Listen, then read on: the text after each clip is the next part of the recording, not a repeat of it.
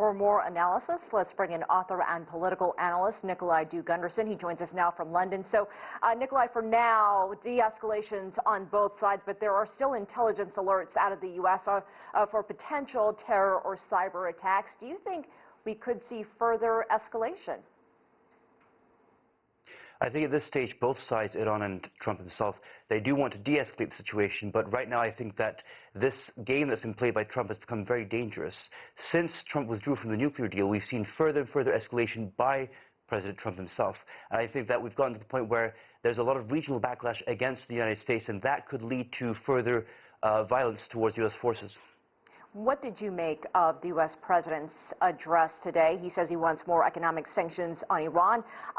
But at this point, is there a path for diplomacy, saying as that he mentioned something about working with Iran on ISIS? Well, I think this is very interesting and somewhat ironic for a variety of reasons. Firstly, sanctions against Iran.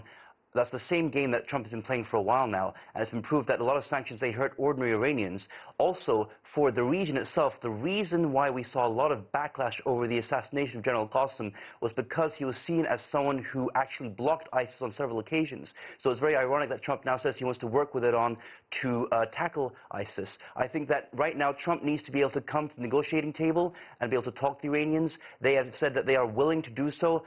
Their foreign minister has declared that after the missile attack on U.S. bases in Iraq, they are willing to de-escalate as well. So I do hope that they come to an understanding. What did you make of the fact that there were no casualties, but there were missile strikes? I mean, was this a face-saving measure here on the part of Iran, or what message were they sending by doing this? Well, again, that's very interesting. If they wanted to strike very precisely, they could have ended up with casualties. I do believe that from Iran's perspective, there is the aspect of saving face, but they do not wish to escalate. Let's not forget, domestically and regionally, when Qasem was killed, the outpour was immense all over Tehran, all over Iran, the whole country. Millions of people attended the funeral. So I do believe that the leadership within Iran, they said to themselves, we need to be able to send a political message that is satisfactory to our domestic audience and to the U.S., but we wish to do so without escalation. We still want to talk. You know, there have been reports in recent hours of explosions in Baghdad's Green Zone. What do you think we're seeing there? And furthermore, what is next for Iraq, who is in the middle of this situation?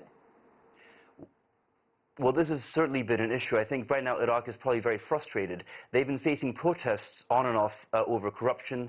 They've been pushed into a corner, and I think that they feel that both the U.S. and Iran are using them as a proxy. I doubt they're very happy. They have announced that they want foreign forces out of Iraq, so that's U.S. and U.K. and other forces. Whether or not they will accomplish that remains to be seen, but I don't feel that Iraq will blame only the U.S. They will also say that Iran has been meddling in our affairs, and we want that to stop as well. What about NATO and Europe? We know that the U.S. president spoke to Boris Johnson, talking to other leaders about more support. So how is Europe now going to try to navigate what is happening, and what is left of the JCPOA? Well, most European states were never happy with Trump's decision. They didn't support it, and they're very frustrated over this decision. I do believe also many people will lay the blame at Trump's feet because he withdrew from the nuclear deal, and it escalated from there. With regards to NATO, it's ironic that Trump wants more NATO support, but we're now seeing that NATO is very concerned over backlash after the assassination of Qasem.